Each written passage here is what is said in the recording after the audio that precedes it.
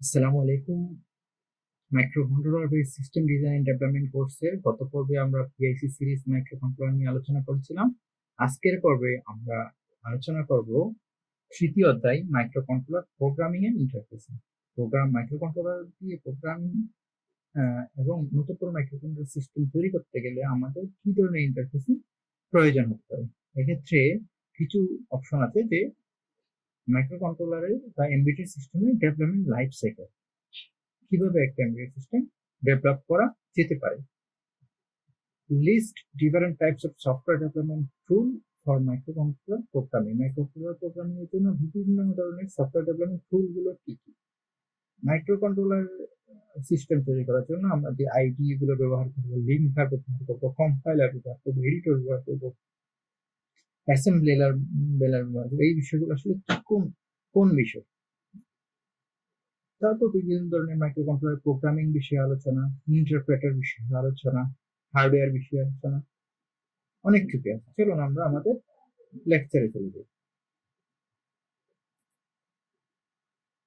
এই অধ্যায়, যার নাম মাইক্রোকন্ট্রোলার প্রোগ্রামিং এর ইন্টারফেস, আসলে এমবেডেড সিস্টেমের লাইফ সাইকেল নিয়ে কথা বলেছে। লাইফ সাইকেল, আমরা যে কোনো একটু লাইফ সাইকেল যদি চিন্তা করি, তাহলে ধাপে ধাপে যে প্রোডাক্টের উন্নয়ন, সেটাই হচ্ছে লাইফ সাইকেল। এমবেডেড সিস্টেম যদি আমরা একটা তৈরি করতে চাই, তাহলে এমবেডেড সিস্টেমটা অবশ্যই প্রয়োজনীয়তা থাকবে।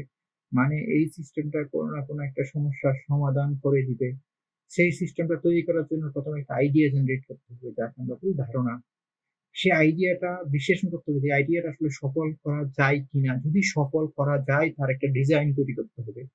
তাহলে ডিজাইন তৈরি করার পর আমাদেরকে ডেভেলপ করতে হবে, সেটা কোনো না কোনো প্রোগ্রামিং ল্যাঙ্গুয়েজ দ্বারা সেটা ডেভেলপ করতে হবে। সেই সাথে হার্ডওয়্যার ডেভেলপ করতে হবে।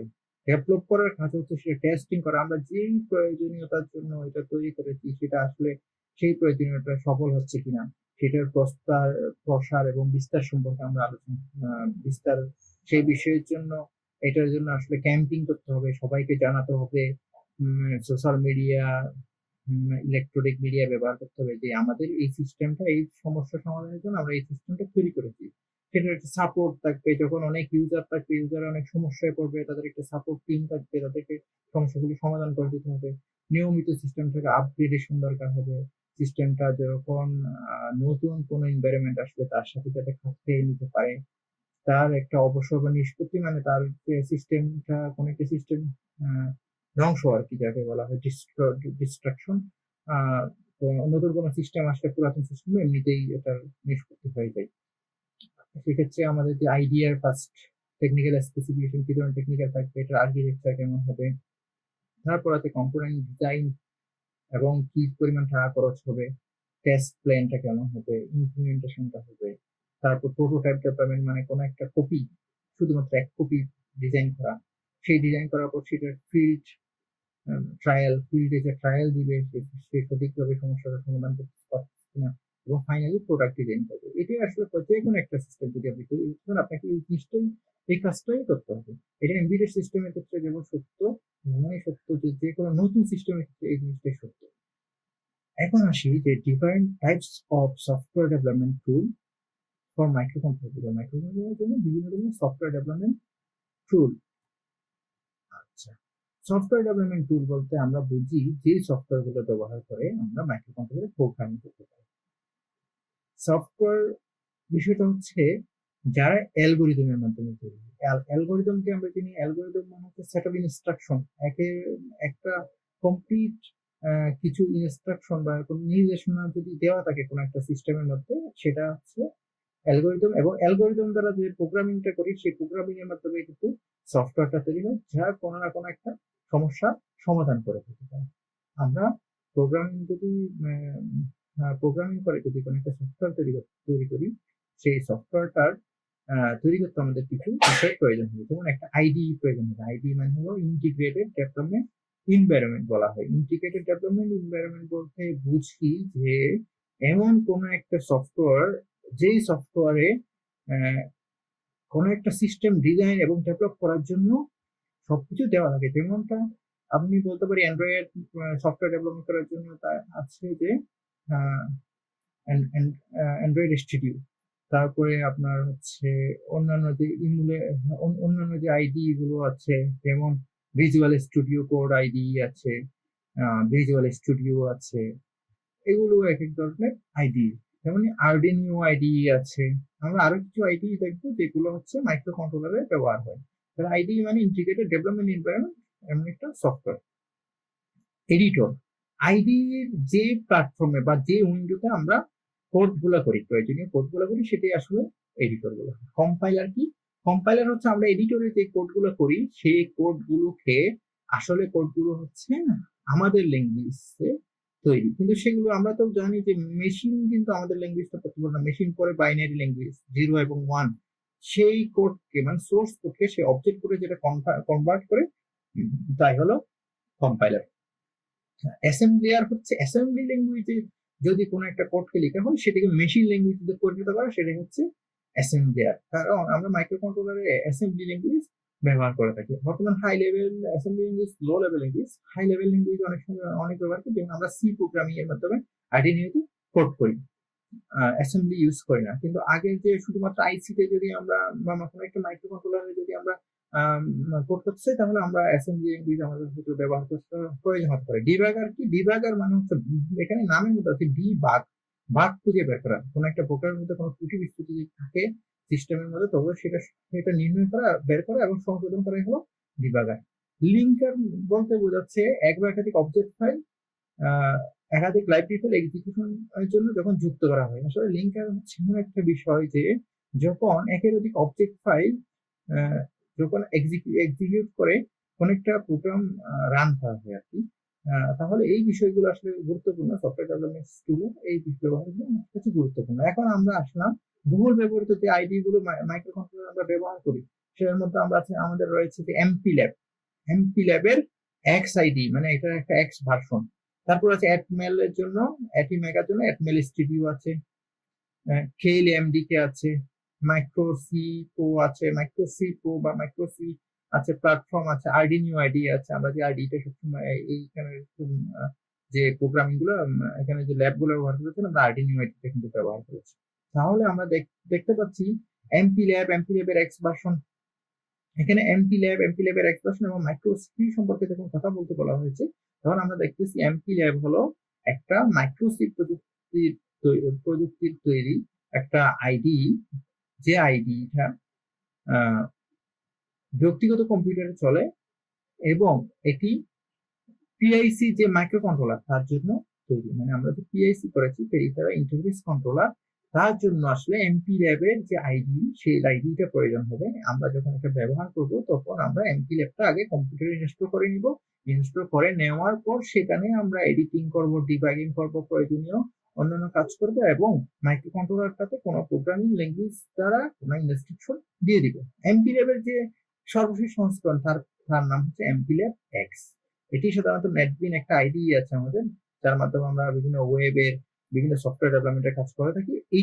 এইটার মাধ্যমে নেটবিনস এর মাধ্যমে সেটা কাজ করে। এমপি ল্যাবের যে এক্স ভার্সন, সেখানে কিন্তু project management, code editing, debugging, microchip 8 bit এবং 16 বিটের পিআইসি মোটামুটি সবগুলোই সাপোর্ট করে। তাহলে এমপি ল্যাবের এক্স ভার্সনটা হচ্ছে সর্বশেষ যে ভার্সনটা আর কি মাইক্রোচিপের তৈরি। এই এই আইডিটা কিন্তু নেটবিনের মাধ্যমে কাজ করে এবং সবগুলোই তারা সাপোর্ট করে। মাইক্রো সি প্রোটা হলো একটা এমবেডেড সি কম্পাইলার। আমরা জানি সি প্রোগ্রামিং একটা মিড লো লেভেল ল্যাঙ্গুয়েজ আর কি, মিড হাই লেভেল ল্যাঙ্গুয়েজ বলা যায়। Mid level language, high level ল্যাঙ্গুয়েজের একদম শুরুর অবস্থায় আমরা সি প্রোগ্রামিংটা করি। সিতে মোটামুটি এটা সব কাজই করা যায়। আমাদের যে মাইক্রো সি প্রো, এটা আসলে এমবেডেড একটা সি কম্পাইলার, যেটা হচ্ছে যে কোনো সি প্রোগ্রামিং এর ভাষায় লিখিত কোনো কোডকে মেশিন কোডে পরিণত করে। এখন আসি হার্ডওয়্যার ডেভেলপমেন্টের জন্য আমাদের কি ধরনের টুল প্রয়োজন হবে। আমরা যখন কোনো একটা সিস্টেমকে তৈরি করতে চাইবো, তাহলে আমাদের অবশ্যই অনেকগুলো ওয়্যার লাগবে। তারপর লাগবে আমাদের যে মাইক্রো কন্ট্রোলার প্রয়োজন হবে, আমাদের বিভিন্ন সেন্সর প্রয়োজন হবে, বিভিন্ন অ্যাকচুয়েটর প্রয়োজন হবে। তাহলে এই sensor, actuator, micro controller, wire, তারপরে বক্স তৈরি হবে, শেপ তৈরি, সেই শেপের বক্সের প্রয়োজন হবে, সেই শেপের প্রয়োজন হবে। এই যে বিষয়গুলো সবগুলোকে একসাথে করতে হবে। একসাথে করার জন্য আমার জোড়া লাগানোর জন্য সোল্ডারিং আয়রন নামে একটা আয়রন প্রয়োজন, যেটা আসলে ধাতুকে গলিয়ে বা তারকে গলিয়ে একটার সাথে একটা সংযোগ প্রদান করা হয়। আমরা জানি যে লোহার সাথে একটি তার ব্যবহার করে, যা তাপ সরবরাহ করে লোহাকে গরম করে। মোটামুটি একটা সোল্ডারিং আয়রন বিষয়টা হচ্ছে কিছু এলইডি থাকে, এলইডি তার থাকে, তারগুলোকে দিয়ে সেখানে সংযোগ করে দেওয়া। ডিসোল্ডারিং আয়রন হচ্ছে কোন একটাতে অলরেডি সংযুক্ত আছে, সেই সংযুক্তটা আমি চাচ্ছি বিচ্ছিন্ন করে দিই, তখন আমরা ডিসোল্ডারিং আয়রনটা ব্যবহার করবো। তাছাড়া আমরা ব্যবহার করবো ডিজিটাল মাল্টিমিটার। মাল্টিমিটারকে আমরা বলতে পারি অ্যাবোমিটার।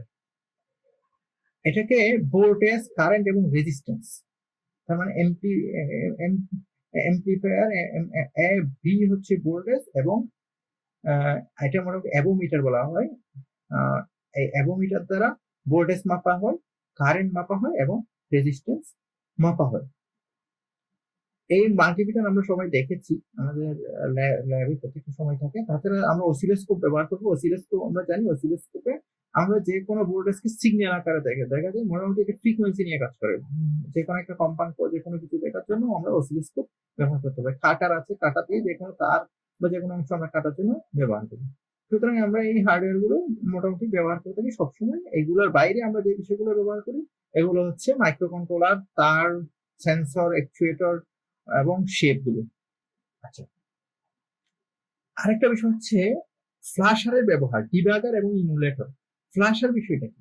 আমরা তো সবাই জানি মোবাইল ফ্ল্যাশ করে বলা হয়, অন্যান্য ফ্ল্যাশ করে। ফ্ল্যাশার আসলে এমন একটা বিষয় যে কোন একটা মাইক্রো কন্ট্রোলারের মধ্যে যে মেমোরি রয়েছে, সেখানে তো আমরা প্রোগ্রামগুলি ইনস্টল করি। আমরা নতুন কোনো প্রোগ্রামকে কম্পিউটারের মাধ্যমে ইনস্টল করার প্রক্রিয়া, সেটাই হলো ফ্ল্যাশার। ফ্ল্যাশারের মাধ্যমে কোন একটা প্রোগ্রাম, মাইক্রো কন্ট্রোলারের মধ্যে প্রোগ্রামকে মুছে, পুরাতন প্রোগ্রামকে মুছে নতুন কোনো প্রোগ্রাম দেওয়া হয়ে থাকে। আর ডিবাগার হচ্ছে, আমরা জানি প্রোগ্রামের গুরুত্বটি নির্ণয় করে তার সংশোধন হচ্ছে ডিবাগার। আর ইমুলেটর তো আমরা আগে দেখেছি হার্ডওয়্যার ডিভাইস বা সফটওয়্যার প্রোগ্রাম, যা কম্পিউটার সিস্টেমকে অন্য কম্পিউটার সিস্টেম ফাংশন বা প্রোগ্রামকে অনুকরণ করতে সক্ষম করে। মূলত এটা এমন একটা বিষয়, আমাদের একটা কম্পিউটার আছে, কম্পিউটার আমরা কিছু প্রোগ্রামিং করেছি, আবার আছে একটা মাইক্রো কন্ট্রোলার। মাইক্রো কন্ট্রোলার আমাদেরকে সেই প্রোগ্রামটা ইনস্টল করতে হবে, কিন্তু সরাসরি কম্পিউটার থেকে আমরা মাইক্রো কন্ট্রোলারের মধ্যে জিনিসটা ইনস্টল করতে পারি না। অনেক সময় আমাদের একটা থার্ড পার্টির প্রয়োজন হয়, সেই থার্ড পার্টি না হলো ইমুলেটর। অথবা আমাদেরকে আগে চেক করে দেখতে হয় ওই মাইক্রো কন্ট্রোলারে আমরা যে সিস্টেমটা, যেই সংযোগটা দিয়েছি, সেই সংযোগটা আসলে সঠিকভাবে কাজ করবে কিনা সেটা চেক করার জন্য আমাকে একটা থার্ড পার্টি সফটওয়্যার বা হার্ডওয়্যারের প্রয়োজন হয়, তাকে বলা হয় ইমুলেটর। যেমন সফটওয়্যার যদি আমরা বলি wiki.com, Tinkercad, এই এই সিস্টেম গুলোতে আমরা গিয়ে আমরা ভার্চুয়ালি জিনিসটা ডিজাইন করে সেখানে আমরা কোড করে রান করতে পারি, যে ভার্চুয়ালি যদি কাজ করে সেটা ফিজিক্যালিও কাজ করবে। আবার হার্ডওয়্যারের ক্ষেত্রে আমরা দেখি যে ইন সার্কিটের যে ইমুলেটর গুলো আছে, সেগুলো কি করে, এই কম্পিউটারে এখানে ট্রান্সমিটার হয়েছে, এখানে রিসিভার হয়েছে, তাহলে ট্রান্সমিটার রিসিভার হয়ে সে ইমুলেটরের পোর্টের সাথে সংযুক্ত করেছে, আবার মাইক্রো কন্ট্রোলার সকেটের মাধ্যমে সেই ইমুলেটরকে সংযুক্ত করেছে। কম্পিউটার থেকে প্রোগ্রাম ইমুলেটরে দেওয়া হয়েছে, ইমুলেটর সেটা মাইক্রো কন্ট্রোলারে বা টার্গেট সিস্টেমের মাধ্যমে, সার্কিটের মাধ্যমে মাইক্রো কন্ট্রোলারে দিয়ে দিয়েছে। সুতরাং ইমুলেটরের কাজ হচ্ছে মধ্যস্থকারী, যাকে বলা হয়। এটা মাইক্রো কন্ট্রোলার সিস্টেম এবং কম্পিউটার সিস্টেমের মাঝে অবস্থান করে। অন্যান্য যে বিষয় আছে, যে mention commonly used debugger and flashing tool. আর commonly use debugger and flashing tool গুলো আমরা যদি মেনশন করতে চাই, এই যে বিষয়গুলো হচ্ছে, আমাদের অনেকগুলো ফ্লাশিং টুল, ডিবাগার টুল আমরা ব্যবহার করেছি। এই যে MATLAB, MPLAB X, MPLAB Pro, Micro C, তারপরে আছে এখানে আরডিনিও। এইগুলোই হচ্ছে মূলত commonly used. Next is the procedure to build embedded software. Embedded software তৈরি করার জন্য কি কি প্রসিডিউর আসলে আমাদেরকে মেনটেন করতে হবে। এমবেডেড সফটওয়্যার হচ্ছে এমন একটি সফটওয়্যার যা মানব ব্যবহারকারীদের দৃশ্যমান বা আহ্বানযোগ্য নয়, তবে এটি সিস্টেমের একটা অংশ। যদি এরা হার্ডওয়্যার ডিভাইসের ফাংশন নিয়ন্ত্রণ করতে পারে, হার্ডওয়্যার ডিভাইসকে আমরা নিয়ন্ত্রণ করার জন্য যে সফটওয়্যারটা ব্যবহার করি, সেটা হচ্ছে এমবেডেড সফটওয়্যার। একটা এমবেডেড সিস্টেম সফটওয়্যার যদি আমরা ডেভেলপ করতে চাই, তাহলে আমাকে প্রথমে ওই সফটওয়্যার তৈরি করার জন্য আমাদেরকে প্রথমে চিন্তা হবে যে প্রজেক্ট স্কোপ বা কি কি জন্য প্রয়োজন, কেন প্রয়োজন প্রজেক্টটা। তারপর দিতে হবে কারেক্ট হার্ডওয়্যার প্ল্যাটফর্মটা আমাদেরকে সাজেস্ট করতে হবে ওই প্রজেক্টটা করার জন্য। সফটওয়্যার আর্কিটেকচারটা আমাদের ডিজাইন করতে হবে, কি ধরনের সফটওয়্যার হবে, এটা কি রকম ভাবে ডিজাইন হবে। তারপর ফার্মওয়্যার ডিজাইন করতে হবে। ফার্মওয়্যার মানে আমরা জানি যে কোন একটা হার্ডওয়্যারের মধ্যে ফার্ম বা যে হার্ডওয়্যারটা ডেভেলপ করার সময় যেই সফটওয়্যারটা দিয়ে দেওয়া থাকে, যেটা কোনোভাবে রিমুভ করা যায় না বা মুছা যায় না, সেটাই হচ্ছে ফার্মওয়্যার। তাছাড়া আছে যে কমিউনিকেশন ইন্টারফেস গুলো ইমপ্লিমেন্ট করা, ডিপেন্ডেবিলিটি এবং সিকিউরিটিটা নিশ্চিত করা, টেস্ট এবং ডিবাগিং করা, তারপর মেমোরি এবং পারফরমেন্সকে নিশ্চিত করা। তার মোটামুটি আমরা যদি একটা এমবেডেড সফটওয়্যার তৈরি করতে চাই, এই আটটিটা আমাদেরকে অনুসরণ করতে হবে। এই আটটিটা আমরা চিত্রের মাধ্যমে দেখতে পারি যে প্রজেক্টের প্রয়োজনীয়তা কোথায়। তারপর হচ্ছে যে এটা কোন হার্ডওয়্যারে কাজ করবে, এটার ডিজাইনটা কেমন হবে, এটার ফার্মওয়্যারটা আগে থেকেই তৈরি করে ফেলা, ইমপ্লিমেন্ট করা প্রজেক্টটা, তারপরে ডিপেন্ডেবিলিটি এবং সিকিউরিটি নিয়ে চিন্তা করা, এটা টেস্ট এবং ডিবাইন করা, শেষে ইনপুট এটার মেমোরি ব্যবহার এবং পারফরমেন্স বা এটার গুরুত্বটা বাড়ানো, মানে একের অধিক ভার্সন তৈরি করা, প্রথম ভার্সন 1, ভার্সন 2 প্রতিবারে আপডেট হতে হবে। আর সুতরাং আমি দেখেছি, আমরা এই পর্বে দেখলাম যে আমাদের যে তৃতীয় অধ্যায় আছে, সেই তৃতীয় অধ্যায়টা দেখলাম মাইক্রো কন্ট্রোলার প্রোগ্রামিং এর ইন্টারফেস নিয়ে যে গুরুত্বপূর্ণ বিষয়গুলো আছে সেই বিষয়গুলো দেখলাম। এখানে আরেকটা বিষয় আছে, জিআইপিও পোর্টের জন্য একটা প্রোগ্রাম করা, এটা আমরা প্রোগ্রামিং ল্যাবে দেখবো। ধন্যবাদ সবাইকে, আসসালামু আলাইকুম।